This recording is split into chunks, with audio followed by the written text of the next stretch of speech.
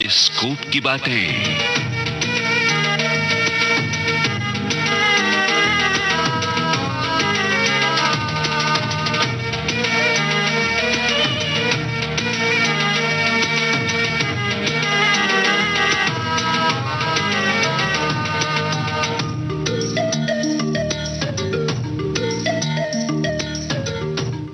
भैया, हाँ? मैं अब और नहीं पढ़ूंगा। नहीं पढ़ेगा? क्यों? अपने लिए कोई नौकरी तलाश करूंगा। मुझे भी कुछ कमाना चाहिए। अजय, हमने तुम्हें पढ़ाने में कौन सी कसर रखी है? तुम्हारी कौन सी जरूरत को पूरा नहीं किया हमने? यही तो दुख है भैया कि मेरी जरूरतों को पूरा करने के लिए तुमने अपने घर संसार को तबाह कर लिया। अजय, कहाँ है भाभी के जेवर? कहाँ है इनके हाथ के कंगन? वो तो मैंने संदूक में रखे हैं, पुराने ढंग के थे ना। क्यों जी? नहीं, वो या तो कहीं गिर भी पड़े हैं या बाजार में बिक चुके हैं। मेरे लिए, सिर्फ मेरे लिए। और इसलिए मैंने फैसला कर लिया कि आइंदा आप पर बोझ नहीं बनूंगा। तो इसका मतलब ये हुआ कि तू अब नहीं पढ़ेगा? नहीं नहीं? नहीं। ये क्या? तुमने अजय को मारा? हाँ, मारा। ये समझता क्यों नहीं? पढ़ाई छोड़कर हमारी उम्मीदों पर पानी फेर देना चाहता है। मैंने क्या क्या सोचा था, कैसे कैसे आशाओं के महल बनाए थे। और आज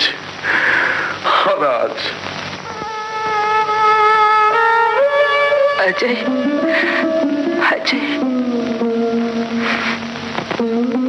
हमारे इस अंधेरे संसार में तू ही तो एक आशा की किरण है। अब 1 ही साल तो रह गया है। जब तू पढ़कर बड़ा आदमी बन जाएगा तो हमारे सारे दुख दूर हो जाएंगे। अपने भैया की बात मान लो। मैं पढ़ूंगा भैया, तुम्हारे सब अरमान पूरे करूंगा भैया। अजय, भाई भाई के रिश्ते को भारत में बड़े सम्मान से देखा जाता है। रामायण में राम लक्ष्मण और राम भरत के बीच भातृ प्रेम के बड़े भावपूर्ण प्रसंग हैं। कथा साहित्य में भी भाइयों के प्रेम को लेकर बहुत कुछ लिखा गया है और इस लोक लुभावन भावना को हिंदी फिल्मों में भी कई बार भुनाया गया है। आज बाइस्कोप की बातें होंगी इसी भ्रातृ प्रेम पर आधारित एक फिल्म को लेकर। सन 1971 में आई इस फिल्म का नाम था संसार। फिल्म संसार की बातें फिल्म संसार के लोगों से खोजबीन कर लाए हैं संतोष शाह और प्रोग्राम तैयार हुआ है राजलक्ष्मी की मदद से। तकनीकी सहयोग हमें मिला गणेश सांगले से और बाइस्कोप की बातें आपको सुना रहे हैं लोकेंद्र शर्मा।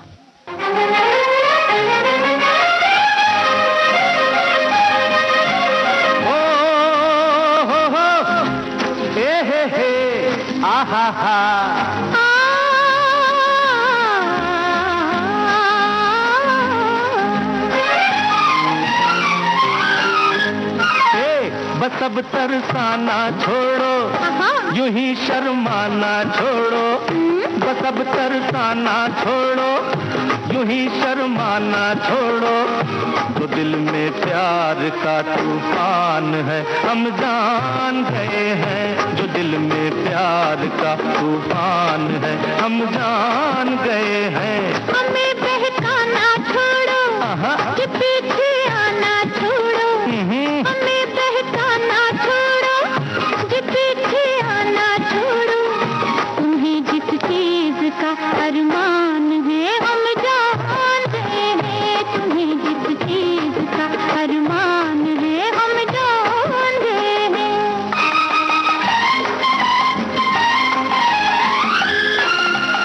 संसार नाम से हिंदी में अब तक 4 फिल्में बन चुकी हैं। पहली सन 1942 में आई थी, जिसे फिल्म कंपनी सनराइज ने बनाया था। दूसरी संसार जेमिनी पिक्चर्स ने बनाई थी सन 1951 में। तीसरी रंगीन थी 1971 में बनी हुई और चौथी फिल्म संसार सन 1987 में आई थी लक्ष्मी प्रोडक्शंस के बैनर तले बनी हुई। इस फिल्म में रेखा, राज बब्बर और अनुपम खेर ने मुख्य भूमिकाएं निभाई थीं और ये भी जाहिर है रंगीन फिल्म थी। आज के कार्यक्रम में हम तीसरे नंबर की यानी सन 1971 में बनी हुई संसार फिल्म की बातें कर रहे हैं। इस डीलक्स फिल्म्स के बैनर तले बनी हुई फिल्म संसार के निर्माता थे मोहन सहगल और निर्देशक थे दिलीप बोस। फिल्म संसार के प्रमुख सितारे थे नवीन निश्चल, अनुपमा, निरूपा रॉय, बलदेव खोसा, असित सेन, विपिन गुप्ता, मोहन जोटी, कृष्ण धवन, वी गोपाल, चंद्रिमा भादुड़ी, मास्टर सत्यजीत और अभि भट्टाचार्य। फिल्म संसार के कैमरामैन थे Baldev Singh, sound recordist Suresh Kathuria, dances Badri Prasad, पटकथा और संवाद मुलकराज भाकरी, गीतकार साहिर लुधियानवी और संगीतकार थे चित्रगुप्त। फिल्म संसार की कहानी इसके निर्देशक दिलीप बोस ने लिखी। सन 1967 में उन्होंने इस कहानी पर बौदी नाम की एक बांग्ला फिल्म बनाई थी जो खूब चली। बांग्ला में इसकी भारी सफलता से उत्साहित होकर दिलीप बोस ने इसी फिल्म को हिंदी में भी बनाने का विचार बनाया। वे अभिनेता बलराज साहनी और मीना कुमारी को बड़े भाई और भाभी की भूमिका में लेना चाहते थे। उनके एक बंगाली मित्र ने जो शांति निकेतन के जमाने से अभिनेता बलराज साहनी से परिचित थे, उनकी बातचीत करवा दी। बलराज साहनी को कहानी बहुत पसंद आई और उन्होंने इसमें काम करने का वचन भी दे दिया। लेकिन तभी कुछ निजी कारणों से फिल्म के फाइनेंसर महोदय पीछे हट गए और दिलीप बोस ये फिल्म शुरू ही नहीं कर पाए। सन 1970 के दौरान निर्माता मोहन सहगल अपनी नई फिल्म के लिए किसी अच्छी कहानी की तलाश में थे। तब किसी ने उनका ध्यान बांग्ला में बनी हुई दिलीप बोस की फिल्म बौदी की ओर आकर्षित किया और इसे हिंदी में बनाने का सुझाव दिया। फिल्म बौदी का सब्जेक्ट मोहन सहगल को अच्छा लगा। उन्होंने इसे दिलीप बोस के ही निर्देशन में हिंदी में बनवाने का निर्णय लिया और फिल्म बौदी का हिंदी नामकरण किया गया संसार। बेटे, उस दिन मुझे बहुत बुरा लगा जिस दिन तेरे चाचा ने बहू के कंगन रखकर तुझे पैसे दिए। लेन देन में भाई बंदी की बात नहीं चलती चाची। और किसी के पास रखता उससे अच्छा कि चाचा के पास रखे हैं। घर की इज्जत घर में है। और अब तो सिर्फ साल भर की बात है। अजय की नौकरी लगी कि जेवर मकान सब छुड़ा लूंगा। तो क्या मकान भी तुम्हारे चाचा के पास गिरवी है? जरूरत पड़े तो रखना ही पड़ता है चाची। लेकिन तुम चाचा से कोई कहा सुनी मत करना। पास पड़ोसी सुनेंगे तो बेकार चर्चा करेंगे।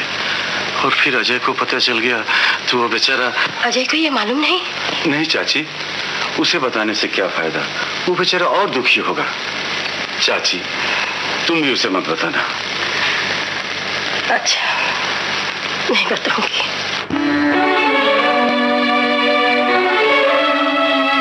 फिल्म संसार दो भाइयों के आपसी स्नेह और प्रेम की कहानी है और इस कहानी का जन्म एक घटना के साथ हुआ।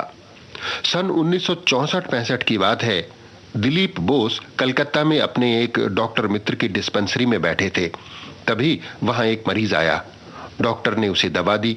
मरीज के जाने के बाद डॉक्टर मित्र वापस बोस बाबू के पास आ गए और बातें करने लगे।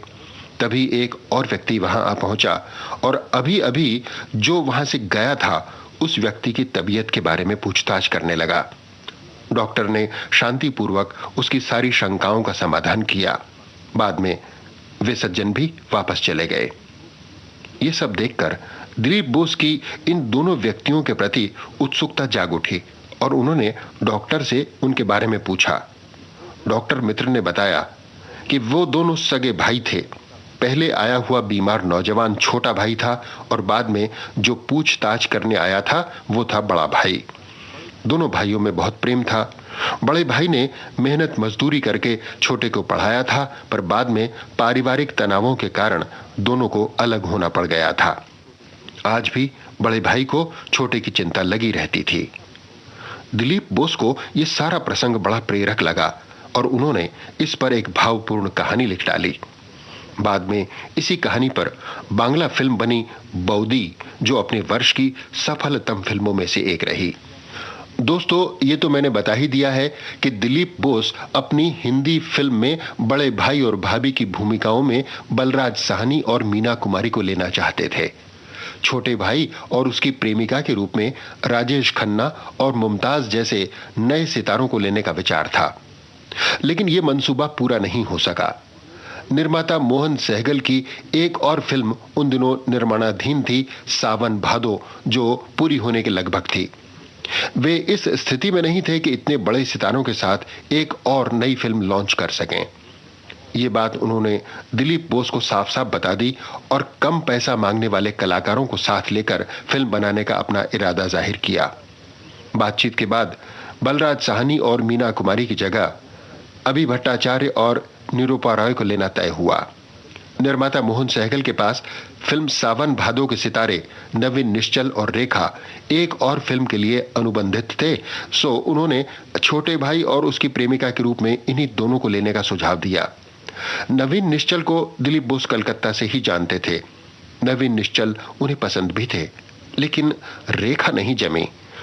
उस जमाने में वो सांवली और एक अति सामान्य सी लड़की लगती थी, जिसे देखकर दिलीप बोस को यह विश्वास नहीं हुआ कि वो एक्टिंग कर पाएगी।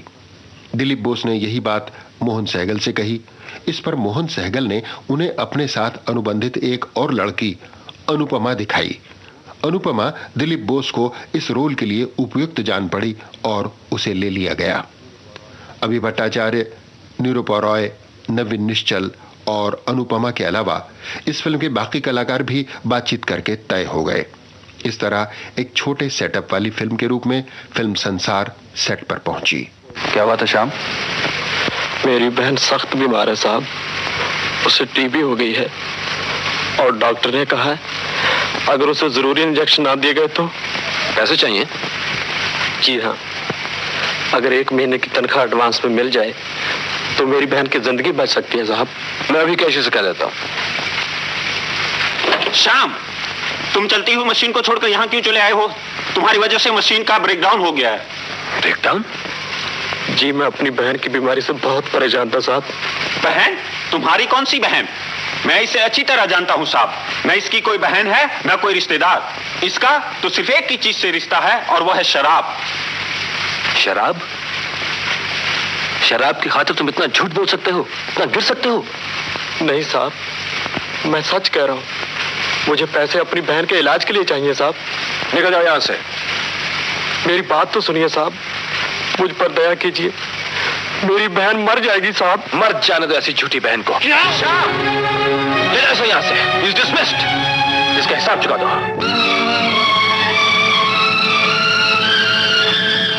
दोस्तों, फिल्म संसार के निर्देशक दिलीप बोस हिंदी, बंगला और भोजपुरी में अब तक करीब 2 दर्जन फिल्मों का निर्देशन कर चुके हैं। उनका प्रारंभिक जीवन चटगांव के खुलना क्षेत्र में बीता था, जो आजकल बांग्लादेश का हिस्सा है। छात्र जीवन से ही दिलीप बोस को अभिनय का शौक था। ये वो दौर था जब देश आजादी के लिए अपनी लड़ाई लड़ रहा था। दिलीप बोस कॉलेज के जमाने से ही आजादी की लड़ाई से जुड़ गए। उन्होंने कई जुलूसों में भाग लिया। एक बार उनके जुलूस को पुलिस ने रोका और एक अंग्रेज पुलिस ऑफिसर ने उनके साथी के हाथों से झंडा छीनकर पैरों तले कुचल डाला। इस बात पर क्रोधित होकर दिलीप बोस ने वहीं पर उस अंग्रेज ऑफिसर की पिटाई कर डाली। जाहिर है उनका ये शौर्य प्रदर्शन बरतानवी सरकार को जरा भी अच्छा नहीं लगा और उन्हें 9 महीने की जेल की सजा दी गई। भारत आजाद होने के बाद उनका घर पूर्वी पाकिस्तान में चला गया तो दिलीप बोस कलकत्ता आ गए। यहां उनके मामा बांग्ला फिल्मों में साउंड रिकॉर्डिस्ट थे। दिलीप बोस ने अपने मामा जी को फिल्मों में अभिनय करने की अपनी इच्छा बताई तो उन्होंने हर कोण से दिलीप बोस को जांचा परखा और फिर बताया कि उन्हें हीरो तो कोई बना नहीं सकता, हाँ छोटी मोटी चरित्र भूमिकाएं भले ही मिल जाएं। मामा जी दिलीप बोस को कार्तिक चटर्जी के पास ले गए, जो उन दिनों बांग्ला फिल्मों के धाकड़ निर्देशकों में से एक माने जाते थे और उनके मित्र भी थे।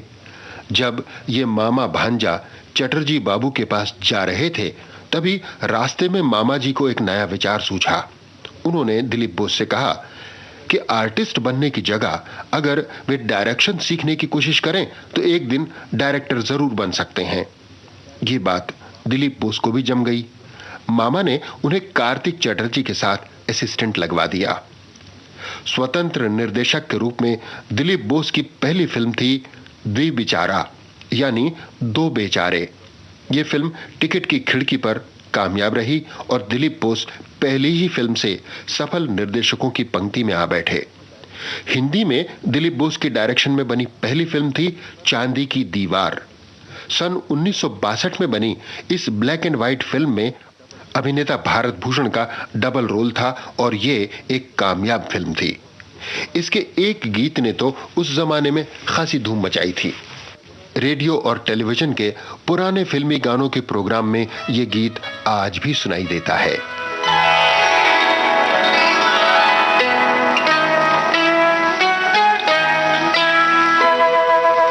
अश्कों में जो पाया है वो गीतों में दिया है, इस पर भी सुना है कि जमाने को गिला है।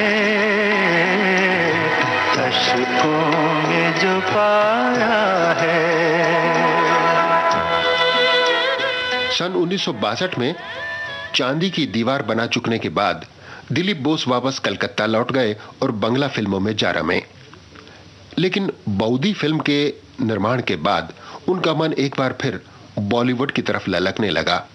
हिंदी सिनेमा में उनकी दूसरी पारी सन 1970 में फिल्म संसार के बाद शुरू हुई। हेलो जनाब ऑफिसर साहब, हुजूर बंदा नवाज आप यहाँ हैं? मैं तो तुम्हें अंदर ऑफिस में देख रहा था। तो कैसे रास्ता भूल गए? प्यारे भूल कर नहीं आया, कुछ याद करके आया हूँ। लेकिन अफसोस तो ये है कि याद भी बड़ी देर से याद आई है। ये लो तुम्हारी चिट्ठी। मेरी चिट्ठी? हाँ यार, तुम्हारे जाने के बाद हॉस्टल में आई थी। अपनी आदत तो तुम जानते ही हो, देर से पैदा हुआ, देर से जवान हुआ और देर से ही। प्रिय अजय, किरतन कुछ दिनों से सख्त बीमार है और वो दिन रात तुम्हें याद करता है। तुम जल्दी चले आओगे। तुम्हारी कमला।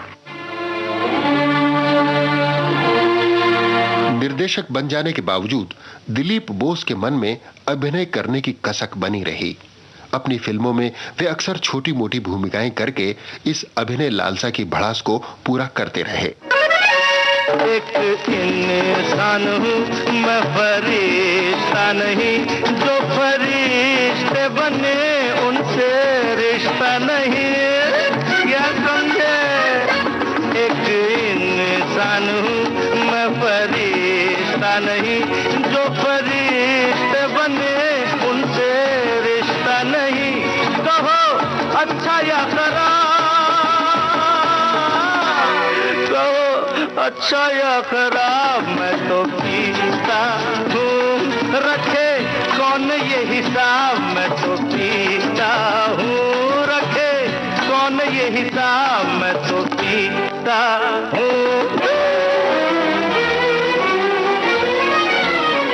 फिल्म संसार हरि और अजय नाम के दो भाइयों की कहानी है।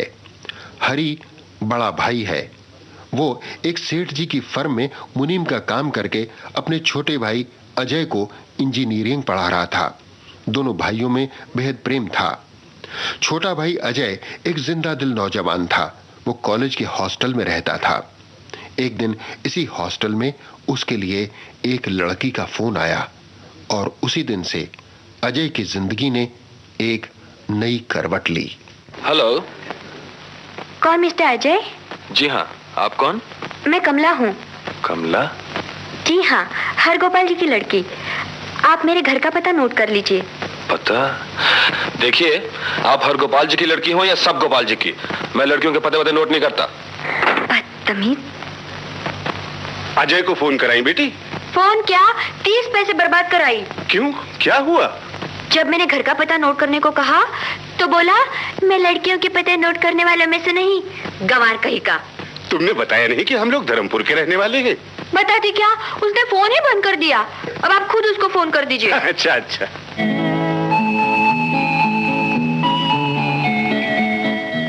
अजय के व्यवहार पर कमला को बड़ा ताव आया, मगर वो कर ही क्या सकती थी। वो उसके सामने नहीं बल्कि फोन पर था। परंतु अगले दिन यही शख्स उसके सामने भी आ खड़ा हुआ। वो हरगोपाल जी यही रहते हैं? जी हाँ, कहिए। जी, मेरा नाम अजय है। उन्होंने कल टेलीफोन किया था। ओह, तो आप हैं वो? जी। आइए। देखने में तो आप खासे शरीफ नजर आते हैं। जी? कल टेलीफोन करने के बाद तो मेरा इम्प्रेशन वो देखिए, वो दरअसल बात यह है कि हमारे हॉस्टल में अजय नाम का एक और लड़का रहता है और उसके लिए हमेशा ऐसी वैसी लड़कियों के टेलीफोन आते रहते हैं। आपने मुझे ऐसी वैसी लड़की समझा? नहीं, प्लीज डोंट मिसअंडरस्टैंड मी। देखिए ना, आपका चेहरा तो आज पहली दफा देख रहा हूँ, फोन पे जरा यूं ही गलतफहमी हो गई थी। वो तो मुझे भी हो गई थी। आप बैठिए, मैं अभी आती हूँ। गलतफहमियां दूर हुई तो शिकायतें भी दूर हो गईं, मगर अजय का सस्पेंस अभी तक बरकरार था। आपकी भाभी ने पिताजी के हाथ ये मिठाई भेजी है। अरे आपने क्यों तकलीफ की? मुझे कहती मैं खुद ले आता। 15-20 किलो तो जरूर होगी। जी हाँ। इतनी सारी मिठाई आप अकेले खा जाएंगे? जी ऐसी किस्मत कहा। हॉस्टल पहुंचते ही सारे लड़के टूट पड़ेंगे। भाभी को ये बात मालूम है ना, इसलिए ज्यादा भेजती है ताकि कुछ मेरे हिस्से भी पड़ जाए। कितनी अच्छी है मेरी भाभी। आपने तो नहीं देखा होगा? जी नहीं, मैंने तो अभी तक अपना गांव ही नहीं देखा। अच्छा? जन्म दिल्ली में हुआ, उसके बाद पिताजी की नौकरी के साथ साथ कभी आगरा, कभी इलाहाबाद, कभी कलकत्ता और अब यहाँ। गांव के किसी प्राणी को आज पहली बार देख रही हूँ। और फिर प्रदेश में अपने वतन के प्राणी को देखकर तो और भी खुशी होती है। मुझसे मिलना अच्छा लगा आपको? जी हाँ। और आपको? कुछ भी कहिए, अपना गांव आखिर अपना गांव होता है। जब भी वहां जाता हूँ ऐसा लगता है स्वर्ग में आ गया हूँ। 6-8 महीने के बाद तो मुझे भी गांव जाना पड़ेगा। पिताजी की पेंशन होने वाली है ना? अच्छा? पता नहीं मेरा दिल वहाँ लगेगा या नहीं। लेकिन आप ये रिस्क लेती क्यों हैं? क्या मतलब? पहले दिल लगाइए, फिर गांव चले जाइए। क्या? कुछ नहीं। अच्छा मैं चलता हूँ। कमला के साथ बातचीत करने के बाद मिलने मिलाने का सिलसिला भी शुरू हो गया। अजय जब भी कमला से मिलने का प्रोग्राम बनाता, मुसीबत दोस्तों की आती। बलराज जी। अरे मैंने कहा बलराज साहब। बलराज जी कहो या बलराज साहब, लेकिन मैं साइकिल की चाबी नहीं दूंगा। अरे कैसी बातें करते हो यार। इश्क तुम्हारा चल रहा है और टायर हमारे घिस रहे हैं। अरे प्यारे, इश्क के चक्कर में चक्कर काटने ही पड़ते हैं। जब मिलती है दुनिया भर की बातें करती है, मगर मजाल है कभी प्यार की बात कर जाए। जब लड़की काबू में नहीं आती तो छोड़ो उसका पीछा। बरखुरदार, पढ़ाई करो पढ़ाई, इम्तिहान सर पे आ रहे हैं। तुम बिल्कुल ठीक कह रहे हो। आज मैं फैसला करके ही आऊंगा, या इधर या उधर। दोस्तों की मेहरबानियों पर सवार होकर अजय पहुंचता कमला के पास और फिर शुरू होता दिल की जवान हसरतों का सरगमी बखान। हाथों में किताब, बालों में गुलाब, करना है याद किसी का हिसाब। मेरी जान इरादा क्या है, मेरी जान इरादा क्या है। हाथों में किताब, बालों में गुलाब, करना है याद किसी का हिसाब। मेरी जान इरादा क्या है, हाँ मेरी जान इरादा क्या है। अजय ने कमला के बारे में अपने भैया और भाभी को भी लिखा। दोनों दिन ब दिन एक दूसरे के करीब आते चले गए।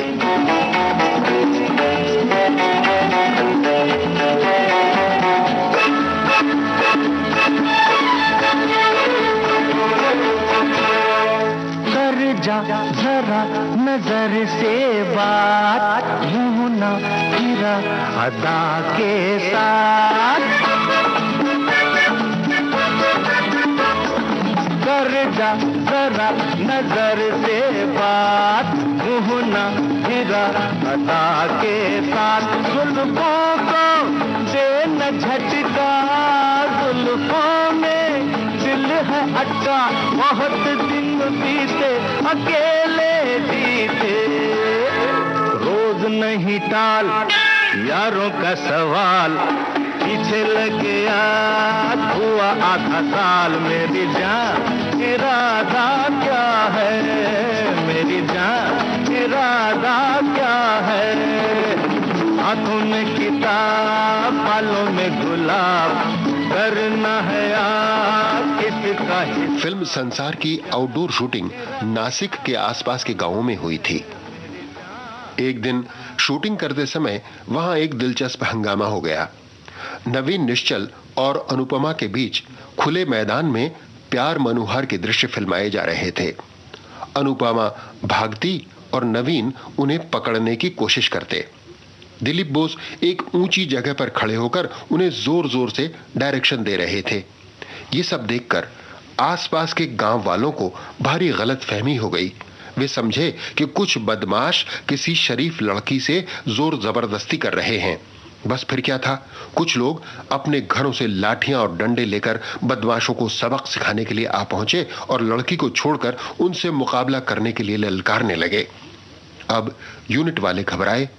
निर्माता मोहन सहगल कुछ मराठी भाषी लोगों को साथ लेकर उनके पास गए और गांव वालों को समझाया कि भाई, ये कोई जोर जबरदस्ती का मामला नहीं है, बल्कि फिल्म की शूटिंग हो रही है। गांव वालों को उन पर विश्वास नहीं आया। तभी अभिनेत्री अनुपमा भी वहां पहुंच गईं। वे स्वयं महाराष्ट्रियन हैं। उन्होंने अपनी मराठी में बात की और समझाया कि वहां कोई घपला नहीं था, बल्कि वास्तव में शूटिंग ही हो रही है। इस पर गांव वाले खिसिया गए। बाद में उन्होंने निर्माता और निर्देशक दोनों से माफी मांगी और वहीं बैठकर रोमांटिक सीनों और गानों की पिक्चराइजेशन का मजा लेने में मशगूल हो गए।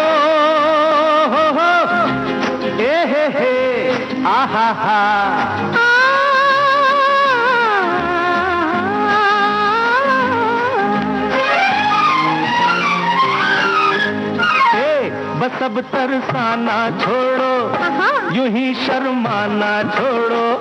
बस अब तरसाना छोड़ो, यूं ही शर्माना छोड़ो।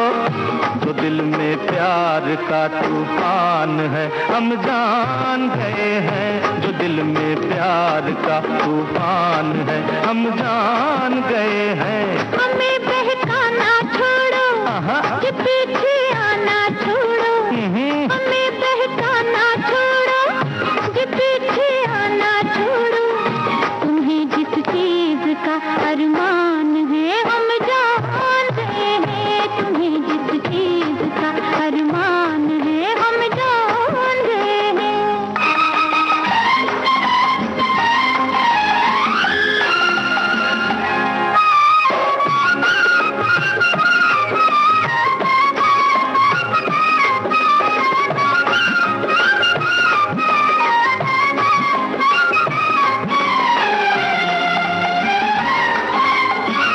इतना निखर के कोई आए तो है आए किसी के लुभाने को। इतना निखर के कोई आए तो है आए किसी के लुभाने को। तन्हा किसी को कोई पाए तो ना मचले गले से लगाने को।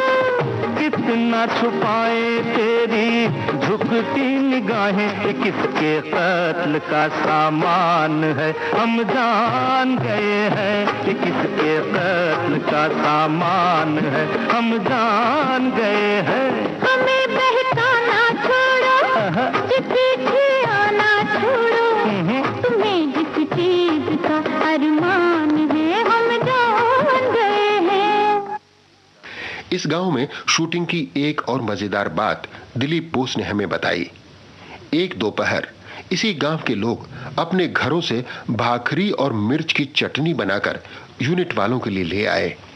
दिलीप बोस ने मराठी मिर्च की चटनी पहले कभी नहीं खाई थी। वे इसे ग्रामीण सब्जी समझकर रोटी की कौर में लपेटकर ढेर सारी खा गए। चबाते ही तेज मिर्च से मुंह जलने लगा और आंखें बाहर उबलने लगीं। उन्होंने सामने खाना खाते हुए निर्माता मोहन सहगल की तरफ देखा, जो उनकी हालत पर मंद मंद मुस्कुराए जा रहे थे। मोहन सहगल को अच्छी तरह मालूम था कि मिर्च की चटनी क्या चीज होती है, और फिर भी उन्होंने दिलीप बोस को जानबूझकर इस बारे में कुछ बताया नहीं था और अब उनकी हालत पर मजे ले रहे थे। ये देखकर दिलीप बोस को बहुत गुस्सा आया, पर कहते क्या, मुंह के साथ दिल भी जलता रहा, आंखों से पानी छलकता रहा। लोग हमदर्दी जताने की जगह हंसते रहे। दिलीप बोस उठे और सी सी करते हुए वहां से चुपचाप खिसक लिए। करी जो हमने जरा सी चोरी, मिली बड़ी जेल में चक्की,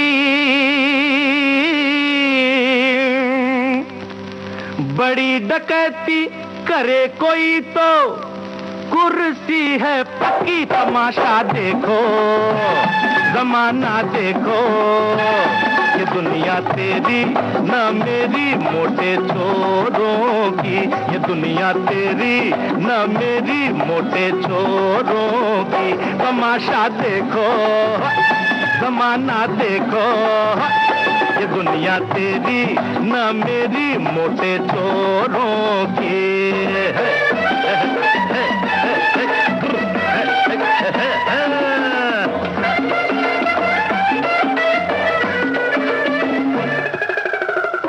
अजय पढ़ाई लिखाई में तेज था।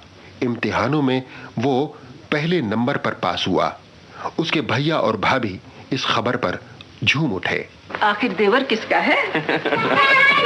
अरे अरे अरे अरे चाचा मेरे लिए चॉकलेट लाए। लो, आते ही चाचा के गले पड़ गए। बात तो करने दो। एक साल में एक ही बार तो आते हैं हमारे लिए चॉकलेट लेकर। अरे बेटे, तभी तो मीठी लगती है। अभी देता हूँ चॉकलेट। हाँ, जरा बैग से निकाल के मुंह हाथ धो के अभी चॉकलेट देता हूँ। चलो। अच्छा, तू अंदर जाकर आराम कर।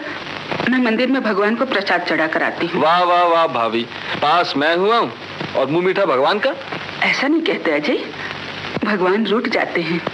तुम्हारे रूठते होंगे, मगर भाभी मेरे देवी देवता ऐसे नहीं। मैं कुछ भी करूं वो मुझसे कभी नहीं रूठते। क्यों? इसलिए कि वो पत्थर के नहीं, जीते जागते इंसान हैं। ऐसे इंसान जो भगवान से भी बढ़कर हैं। मेरी भाभी और मेरे भैया। चल, नास्तिक कहीं का। हाँ, मगर देवी माँ ये तो बताती जाओ कि मेरे देवता कहाँ हैं? डाकघर। हाँ? आजकल डाकघर ही उनका मंदिर है और डाकघर ही उनकी पूजा। मगर भाभी, भैया ऐसा क्यों करते हैं? क्यों ना करूं, जरूर करूंगा। तू कौन होता है पूछने वाला? बस बस बस बस, गांव में किसके भाई ने इतनी तरक्की की है? गांव आकर अजय को बहुत सी बातें मालूम पड़ी, वो बातें जिन्हें जानकर उसका दिल भर आया। अजय बेटा। बोलो चाचा। अच्छा हुआ तुम यहीं मिल गए, मैं तुम्हारे उधर ही जा रहा था। क्यों, कोई जरूरी काम है?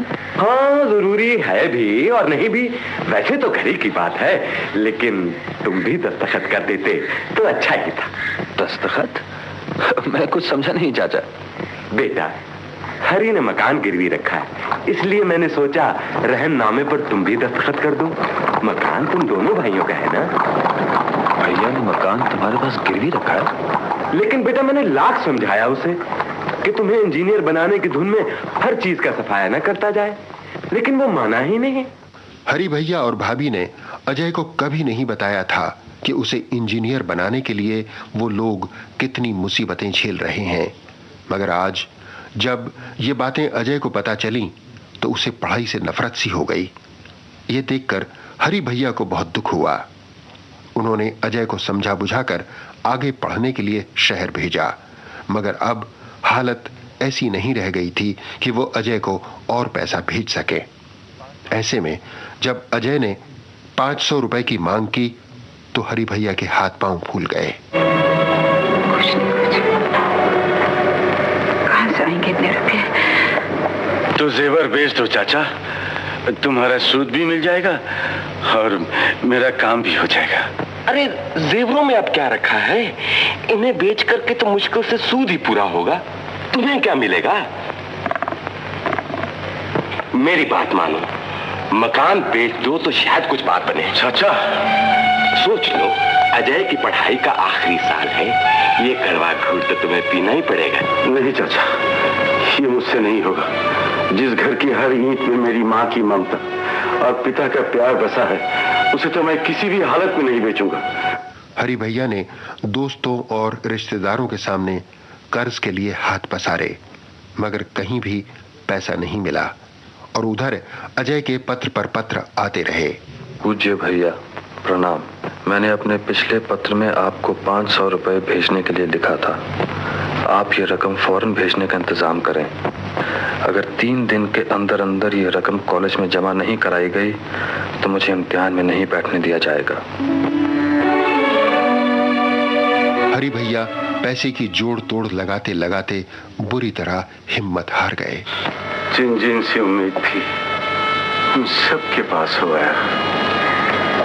पर कहीं से भी इंतजाम नहीं हो सका। मैं तो हरगोपाल जी के यहाँ भी गया था, लेकिन वो भी घर पे नहीं मिले। अच्छा ही हुआ वो जो नहीं मिले, वरना वो भी क्या सोचते हैं कि शादी से पहले ही हम उनके पास मुंह फाड़ कर मांगने लगे। समझ में नहीं आता मैं क्या करूं, मैं क्या। सचमुच करने को अब कुछ भी नहीं बचा था। डाक बाबू। हाँ हरी। एक तार देना है अजय को। बोलो क्या लिखूं? लिख दो, लिख दो, लिख दो। मैं हार गया, मैं हार गया। नहीं नहीं, मैं ऐसा तार नहीं लिखूंगा। जाओ कोशिश करो और कोशिश करो। रोने और आंसू बहाने से अगर सोई हुई तकदीर जाग उठे तो दुनिया में कोई दुखी नहीं रहे। हरी हिम्मत ना हारो, जाओ। हरी भैया ने एक आखिरी कोशिश की और पैसों का इंतजाम हो गया। रात को रुपए भेजना मुमकिन नहीं था, इसलिए खुद शहर जाकर वे अजय को दे आए। लौटे तो पाया कि पत्नी शोभा एक सवालिया निशान बनकर सामने खड़ी है। बताओ बताओ, कहां से मिला इतना रुपया? रुपया सेठ जी की तिजोरी से। सेठ जी की तिजोरी से? मगर सेठ जी तो यहाँ नहीं है। तो क्या हुआ, आने पर बता दूंगा। तो इसका मतलब तुमने चोरी की? चोरी? और नहीं तो क्या। ये तुमने क्या किया? ऐसा तुमने क्यों किया? शोभा, ये तुम मुझसे पूछ रही हो क्या? सिर्फ 500 रुपयों के लिए मैं अजय की सारी मेहनत बर्बाद होने देता? लेकिन अजय को मालूम हो गया तो जब वो ये सुनेगा कि तुमने उसके लिए चोरी की है तो वो तुम्हें कभी माफ नहीं करेगा, कभी माफ नहीं करेगा। अजय? मगर अजय को कैसे पता चलेगा? शोभा, तुम अजय को कुछ नहीं बताना, अजय को कुछ नहीं बताना शोभा। अगर तुमने बताया मेरी लाश देखो। नहीं नहीं, ऐसा मत कहो, ऐसा मत कहो। ये तुमने क्या कर दिया? हरी भैया ने पैसों का जुगाड़ करने के लिए अपने ही सेठ की तिजोरी से चोरी की थी। ये बात कभी न कभी तो खुलनी ही थी, और जब खुली तो हरी भैया की जिंदगी पर गर्दिश के बादल उमड़ आए। सेठ जी, रुपए कहाँ है? सेठ जी, मैं आप ही के पास जा रहा था, आपको ये कहने कि आपकी गैर हाजिरी में मजबूर होकर आपकी तिजोरी से मैंने 500 रुपए निकाल लिए थे। 500? बाकी 9,500 कहाँ हैं? 9,500? हाँ, पूरे 10,000 की चोरी की है तुमने। 10,000? नहीं सेठ जी, मैंने तो सिर्फ 500 रुपए लिए हैं, बाकी रुपयों का मुझे कुछ नहीं मालूम। मालूम तो थानेदार साहब कर लेंगे। हजूर परसों रात को गद्दी पे ये अकेला ही था। तुमने इसे देखा था? जी हाँ। जी नहीं, मेरा मतलब है जब 500 रुपए इसलिए लिए हैं तो बाकी 9,500 रुपया क्या तिजोरी थोड़ी ही निकल गई हजूर। धिक्कार है तुम्हें हरी, मैंने तुम पर कितना विश्वास किया और तुमने मेरे साथ ये सलूक किया। छी छी छी छी। थानेदार साहब, अपनी कार्रवाई कीजिए। इसके कड़ी लगाओ। सेठ जी, मैंने चोरी नहीं की, सच कहता हूँ, मैंने नहीं चोरी की। सेठ जी, इन्हें छोड़ दीजिए, हम कहीं के नहीं रहेंगे। मेरे बच्चों पे तरस खाइए, हम पर दया कीजिए सेठ जी। मैं आपके पाँव पड़ती हूँ, मैं आपके पाँव पड़ती हूँ। ले चलो इसे। सेठ जी, सेठ जी, ऐसा जुल्म न कीजिए, ऐसा जुल्म न कीजिए सेठ जी। शोभा, मेरी सौगंध मत भूलना शोभा, मेरी सौगंध मत भूलना। हरी भैया ने मजबूरी में 500 रुपए ले जरूर लिए थे, लेकिन वे चोर नहीं थे। उनके खिलाफ साजिश रची गई थी और उन्हें झूठ मूठ फंसाया गया था। हरी भैया को जेल हुई तो उनके दुश्मन खुशी से झूम उठे और हराम की कमाई पर अय्याशी की महफिलें सजने लगीं।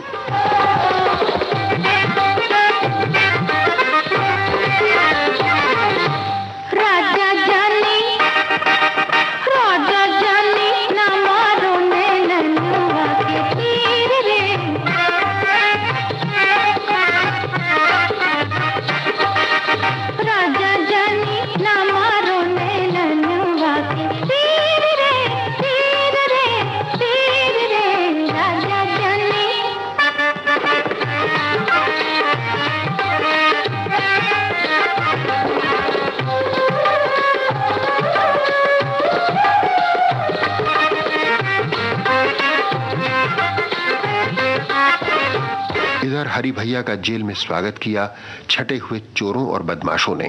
स्वागतम स्वागतम महाराज, जेल यात्रा मुबारक हो। है? अरे ये तो बोलता ही नहीं है। लगता है महाराज ने मौन व्रत धारण किया है। नया पंछी है ना, पिंजरा देख के घबरी खा गया। ओहो। हाँ तो महाराज, सबसे पहले तो आप इस पिंजरे के दूसरे पंछियों से परिचय प्राप्त कर लीजिए। ये है बख्तावर चाचा, अकेले ने 10 खून किए। ये है नामी डाकू खड़क सिंह जी, दुनिया कांपती है इनके नाम से। ये जग्गू है, पक्का चोर, बिना किसी लाइसेंस के उधर का माल इधर कर लेता है। ये जैरी उस्ताद है, मेरा साथी, हाथ का कलाकार है, हाथ की सफाई और जेब का सफाया। हाँ तो प्रभु, अब आप कहिए, आप ये जेल यात्रा किस टिकट पर कर रहे हैं? टिकट? हाँ, टिकट बिना रेल यात्रा तो हो सकती है, जेल यात्रा नहीं हो सकती। जेल में हरि भैया की मुलाकात शाम से हुई। शाम जो जेल में होते हुए भी मस्ती में रहता था और अपने सभी साथियों को मस्त बनाए रखता था। उधर हरि भैया के घर में हालात बिगड़ते जा रहे थे। गर्दिश के इस दौर में दुखों और परेशानियों ने जैसे अपना हर रंग दिखाने की ठान रखी थी। भाभी, अभी जो कुछ भी चाचा ने कहा क्या वो सच है? भाभी तुम जवाब क्यों नहीं देती? कह दो कि मेरे भैया चोर नहीं है, कह दो कि जो कुछ मैंने सुना है सब झूठ है, झूठ है। तुमने जो कुछ सुना वो सच है। भाभी? हाँ, तुम्हारे देवता समान भाई को चोर बनाने वाली मैं हूँ, मैं हूँ अजय। भाभी तुम? हाँ, मैंने ही उन्हें मजबूर किया, अपने जेवरों के लिए, रतन और चंदन के कपड़ों के लिए। अब मैं यहाँ एक पल नहीं ठहर सकता, तुम्हारी सूरत देखना भी पाप है। नहीं अजय, तुम मुझे जो चाहे सजा दे दो, लेकिन इस तरह हमेशा के लिए हमें छोड़कर मत जाओ। मैंने तुम्हें भाभी नहीं माँ समझा था, लेकिन एक देवता को चोर बनाने वाली औरत मेरी माँ नहीं हो सकती, नहीं हो सकती। अजय मेरी बात तो सुनो, सुनो अजय। अजय नाराज होकर चला गया। शोभा बुरी तरह टूट गई। हरि ने उसे अजय को कुछ भी न बताने की कसम दी थी और यही कसम उसके गले का फंदा बन गई। हरि जेल में था और अजय रूठकर दूर जा चुका था। घर में न रुपया पैसा बचा था, न खाने पीने का सामान। छोटा बेटा रतन जब रोटी मांगता तो शोभा को अपनी लाचारी पर रोना आ जाता। तब ऐसे में बड़ा बेटा चंदन माँ को ढाढ़स देने की कोशिश करता। माँ, तू आंसू पोंछ ले अपनी, रोने की कोई बात नहीं। माँ, तू आंसू पोंछ ले अपनी, रोने की कोई बात नहीं। जब तक तेरे साथ हूँ मैं, मत सोच के कोई साथ नहीं।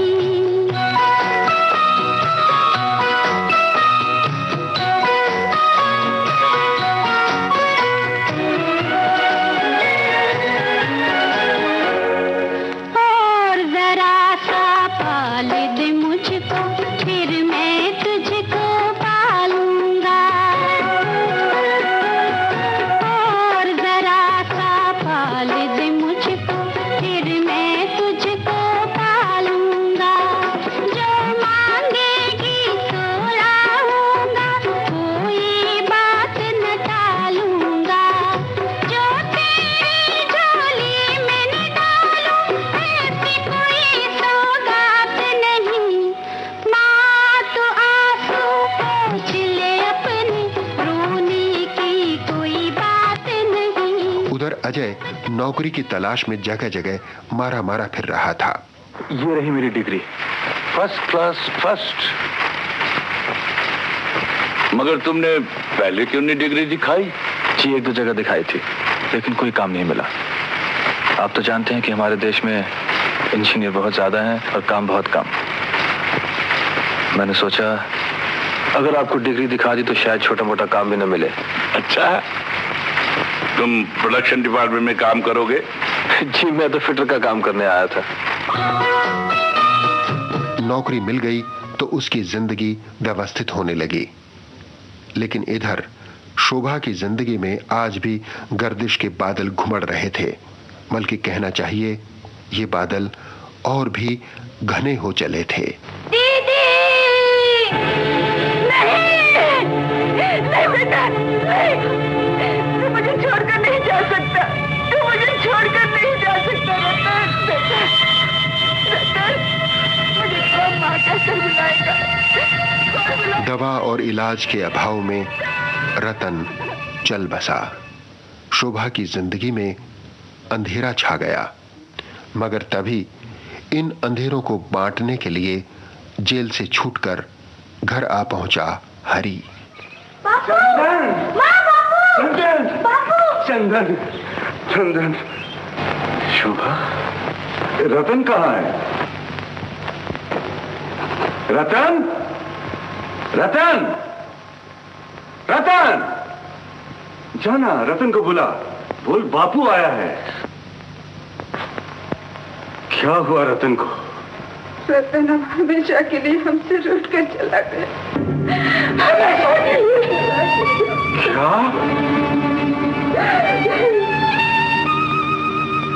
हरी ने घर के हालात का जायजा लिया और साथ ही अपना कर्तव्य भी निश्चित कर लिया। शोभा, मैंने फैसला कर लिया है, सूरज निकलने से पहले ही हम ये गांव छोड़ देंगे। गांव छोड़ देंगे? हाँ, मैं किसी को मुंह दिखाने लायक नहीं रहा। गांव वालों की नजरों में मैं एक चोर हूं, सिर्फ चोर। नहीं, ऐसा मत कहो। हरी पत्नी और बच्चे को लेकर शहर आ गया। रहने का जुगाड़ करने के बाद काम की तलाश में निकला, मगर काम कहाँ था। रोज सुबह उम्मीदें लेकर निकलता और शाम को निराश होकर लौट आता। घर की हालत बिगड़ती जा रही थी। फाकों की नौबत आई तो शोभा और चंदन भी छोटा मोटा काम करने लगे। भूखमरी और गरीबी ने चंदन के बचपन का गला घोंट दिया। मेरे बाबू खिलौने ले जा, मेरे बाबू खिलौने ले जा, तेरे नन्हे मुन्ने खेलेंगे हो, तेरे नन्हे मुन्ने खेलेंगे। मेरे बाबू खिलौने ले जा, तेरे नन्हे मुन्ने खेलेंगे, हाँ तेरे नन्हे मुन्ने खेलेंगे। फिल्म संसार के गीत साहिर लुधियानवी ने लिखे थे। वे दिलीप बोस के पुराने मित्र भी थे। साहिर साहब की एक आदत ये थी कि वे कहानी की सिचुएशन में पूरी तरह डूब जाने पर ही गाना लिखते। काबिल गीतकार थे। स्वभाव इतना बढ़िया था कि गाने की सिचुएशन पसंद न आने पर डायरेक्टर को साफ साफ बता देते कि यह सिचुएशन गाने के लिहाज से एकदम बकवास है। उनकी इस बेबाकी से कई संगीतकारों और निर्देशकों को भारी कोफ्त होती और वे उनसे कतराने लगते। कुछ निर्माताओं ने तो ये धारणा बना ली थी कि जब तक वे झगड़ा नहीं कर लेते तब तक अच्छे गीत लिख ही नहीं सकते। बहरहाल ये तो मानना ही पड़ेगा कि साहिर साहब ने जो भी लिखा बढ़िया लिखा और डूब कर लिखा। पंख वाला घोड़ा ये चिड़ियों का जोड़ा, ये नट खट गुड़िया कांच की। पंख वाला घोड़ा ये चिड़ियों का जोड़ा, ये नट खट गुड़िया कांच की। हाथ वाला बाजा ये मुझ वाला राजा, हर एक शय आने पांच की। ये गांधी ये गौतम ये शाम खिलौने ले जा, तेरे नन्हे मुन्ने खेलेंगे हो, तेरे नन्हे मुन्ने खेलेंगे। मेरे बाबू खिलौने ले जा, तेरे नन्हे मुन्ने खेलेंगे, हाँ तेरे नन्हे मुन्ने खेलेंगे। नई नौकरी में अपने आप को व्यवस्थित कर लेने के बाद अजय अपने गांव आया, मगर गांव में अब था ही कौन। कमला, भैया भाभी कहाँ है? वो गांव छोड़कर चले गए। रतन तो ठीक था ना? चला गया भगवान के पास, बिना दवा, बिना इलाज, मरते दम तक सिर्फ तुम्हें ही पुकारता रहा। आज मैं तुम्हें सब कुछ कहकर रहूंगी। तुम्हारे भैया चोर बने सिर्फ तुम्हारे लिए। मेरे लिए? हाँ, तुम्हारे लिए, तुम्हारे इम्तिहान की फीस के लिए, तुम्हें बड़ा आदमी बनाने के लिए। कमला से सारी सच्चाई जानकर अजय ग्लानि से भर उठा। हरि और शोभा शहर में मुसीबतें झेल रहे थे, पर इसी शहर में शोभा को एक भाई भी मिला। ये भाई था श्याम। दीदी, उस बनिए का हिसाब मैंने चुका दिया है। आइंदा किसी भी चीज की जरूरत हो मुझे कह देना।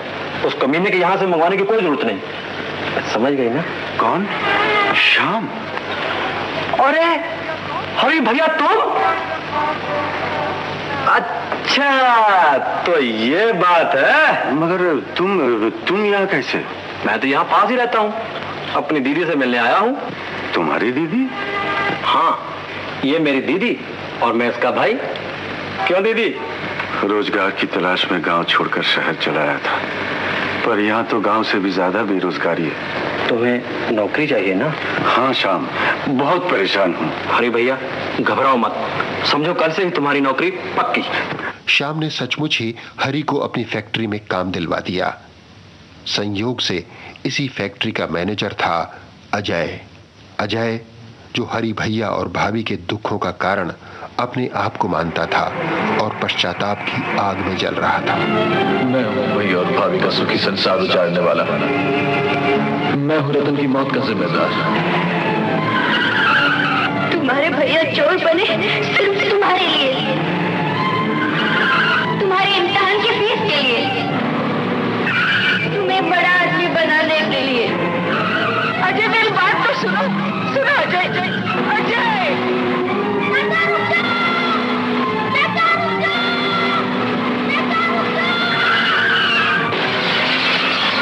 मानसिक छटपटाहट से घिरा हुआ अजय एक्सीडेंट कर बैठा।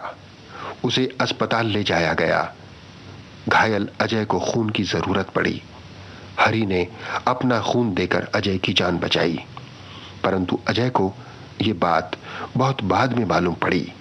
जिस मजदूर ने तुम्हारी जान बचाने के लिए अपना खून दिया था, वो तो कह रहा था छोटे साहब के लिए खून तो क्या, मैं अपनी जान दे सकता हूँ। प्रिंटिंग डिपार्टमेंट में जो हरि नाम का आदमी है उसे बुलाओ। हरि? क्या हुआ तुम्हें? अजय, कहाँ जा रहे हो? अजय! अजय सीधे हरि को खोजने के लिए निकल पड़ा। भैया, क्या मैं इतना बुरा हूं जो मेरे पास रह के भी आप मुझसे इतना दूर रहे? नहीं नहीं नहीं नहीं, मुझे मत छुओ, मुझे मत छुओ। मैं चोर हूं, मुजरिम। नहीं भैया, मुजरिम आप नहीं, मुजरिम मैं हूं। मेरी खातिर आपने दुनिया भर के दुख उठाए। मैं आपको नहीं जाने दूंगा भैया, मैं आपको नहीं जाने दूंगा। दो भाइयों के स्नेह और प्रेम की ये कहानी जिस तरह फैलाई गई, उसी कुशलता से समेट ली गई। भाभी! कौन? भाभी, भाभी, भाभी, मुझे माफ कर दो। भाभी, मुझे माफ कर दो, मुझे माफ कर दो भाभी। दीदी, दीदी, दीदी। कमला, देखा तुमने, हमारे घर में दीप जल उठे हैं। फिर वही रोशनी, फिर वही रौनक। मैं जीना चाहती हूँ। हाँ भाभी, मैं जीना चाहती हूँ मुझे। जियोगी बेटी, जरूर जियोगी। अगर तुम नहीं जियोगी तो खिजा के बाद इस घर में जो बाहर आई है वो कैसे रहेगी? चाचा, चाचा, चाचा। चंदन बेटा। अरे चंदन, मेरे पास आ। अरे श्याम, तुम वहां क्यों खड़े हो? इधर आओ, इधर आओ। यही है मेरा छोटा भाई अजय। अजय,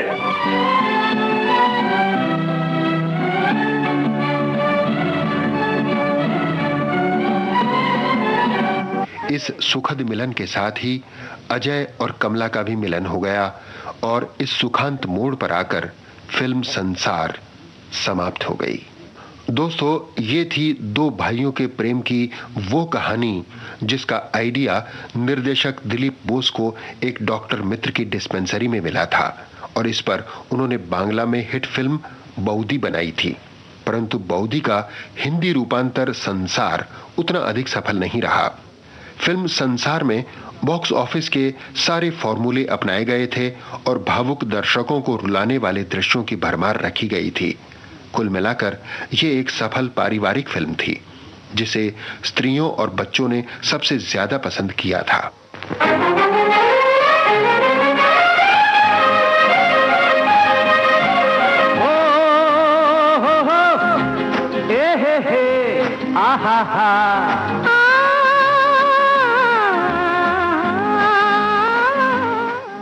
आज बाइस्कोप की बातें हुई फिल्म संसार को लेकर। वो फिल्म संसार जो 1971 में डिलक्स फिल्म्स के बैनर तले बनी थी। इस फिल्म के बारे में जानकारियां खोजकर आलेख के रूप में लिखकर लाए संतोष साहा, प्रोग्राम बनाने में मदद की राजलक्ष्मी ने, तकनीकी सहयोग दिया गणेश सांगले ने और बाइस्कोप की बातें आपको हमेशा की तरह सुनाई लोकेंद्र शर्मा ने।